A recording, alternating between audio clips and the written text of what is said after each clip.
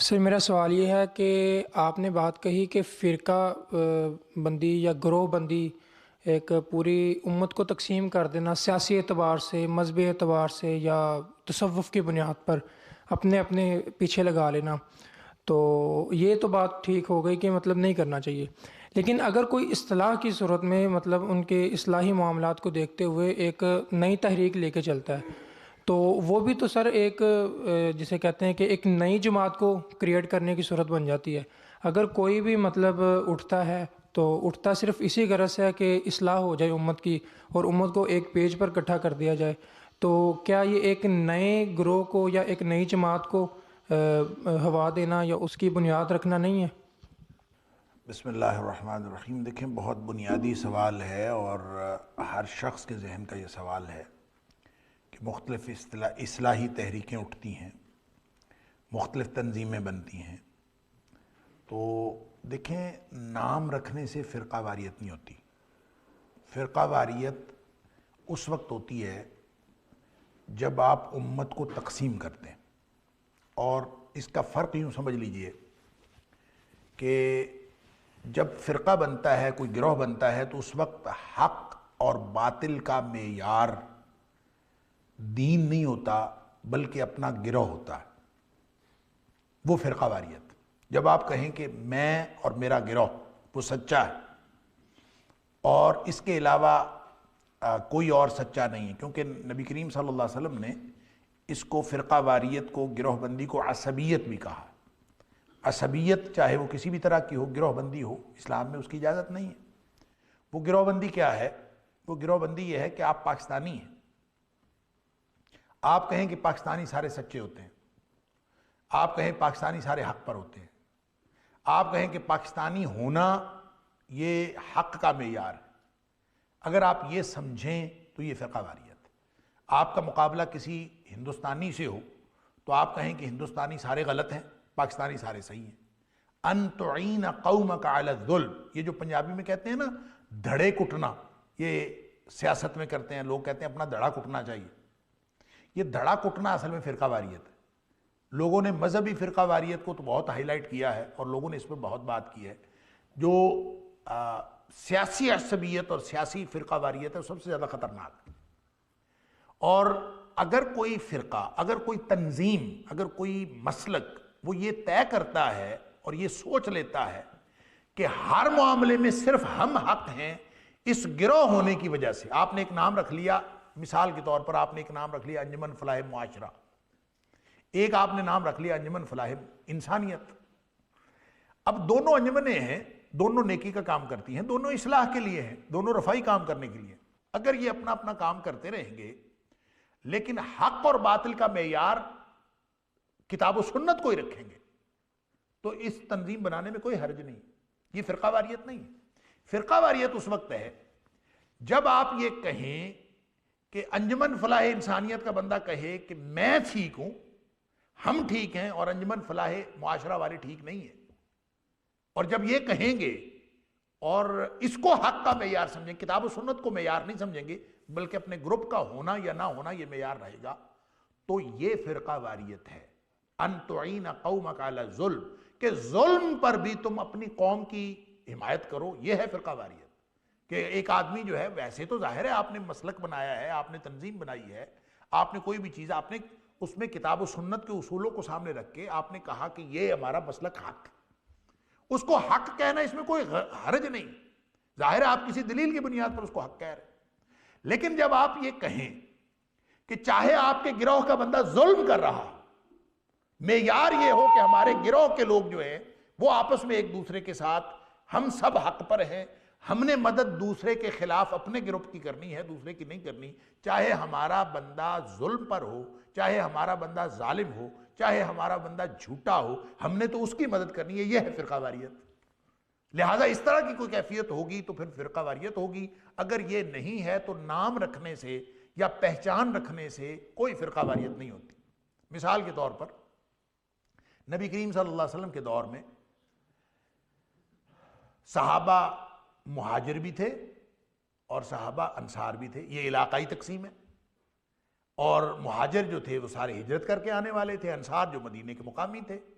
اور یہ تقسیم اتنی گہری تھی کہ اندازہ کریں کہ احادیث کے اندر اکثر آپ دیکھتے ہیں کہ اتنے مہاجر بیٹھے ہوئے تھے، اتنے انصار بیٹھے ہوئے تھے، یعنی یہ بالکل واضح پہچان تھی، اور اس قدر کہ قرآن نے بھی اس کو انڈورس کیا۔ وَالسَّابِقُونَ الْأَوَّلُونَ مِنَ الْمُهَاجِرِينَ وَالْأَنصَارِ وَالَّذِينَ اتَّبَعُوهُمْ بِإِحْسَانٍ، جو اول اسلام لانے والے، پہل کر لینے والے مہاجروں میں سے بھی انسان، یعنی قرآن نے بھی اس کو انڈورس کیا۔ اس قدر وہ نون ٹرم ہے اور ایک بڑی واضح تقسیم ہے صحابہ کرام کی، یعنی مہاجر بھی ہیں اور انصار بھی ہیں۔ لیکن جب موقع ہوا، نبی کریم صلی اللہ علیہ وسلم کسی غزوے میں تھے، غالباً غزوہ بنی مستلق سے واپس تشریف لا رہے تھے، کسی جگہ پڑاؤ کیا ہوا تھا، تو ایک انصاری اور ایک مہاجر کی لڑائی ہو گئی۔ اب انصار اور مہاجر ہونا غلط نہیں ہے، وہ صحیح ہے۔ لڑائی ہوئی، ایک کی چھڑی لگی دوسرے کو، اور اس پر جو ہے آپس میں تو میں ہو گئی، لڑائی ہو گئی۔ جب لڑائی ہو گئی، پانی بھر رہے تھے اس وقت، تو جب لڑائی ہوئی تو انصاری نے انصاریوں کو بلایا، یا للانصار، انصاریوں آؤ میری مدد کرو۔ اس نے مہاجروں کو بلایا، یا للمہاجرین، آؤ مہاجروں میری مدد کرو۔ اب دونوں میں سے ایک حق پر تھا نا، ایک حق پر تھا، تو حق پر مدد کے لیے نہیں بلایا، انصاری ہونے پر مدد کے لیے بلایا۔ اس نے بھی حق کی بات نہیں کی، اس نے یہ نہیں کہا کہ وہ مجھ پر ظلم کر رہا ہے، اس نے کہا یا للمہاجرین، مہاجروں آؤ میری مدد کرو۔ یہ ہے وہ عصبیت، یہ ہے وہ فرقہ واریت۔ لہذا نبی کریم صلی اللہ علیہ وسلم نے یہ بات سنی، بلکہ حدیث کے الفاظ ہے فَسَمَّاهُ اللَّهُ، اللہ نے سنوا دی نبی کریم صلی اللہ علیہ وسلم کو۔ نبی کریم صلی اللہ علیہ وسلم اپنے خیمے سے باہر آئے اور اتنے جوش سے آپ نے فرمایا ما بال دعوی جاہلیت، بخاری شریف کی حدیث ہے یہ، ما بال دعوی جاہلیت، یہ جاہلیت کی پکار کون پکار رہا ہے؟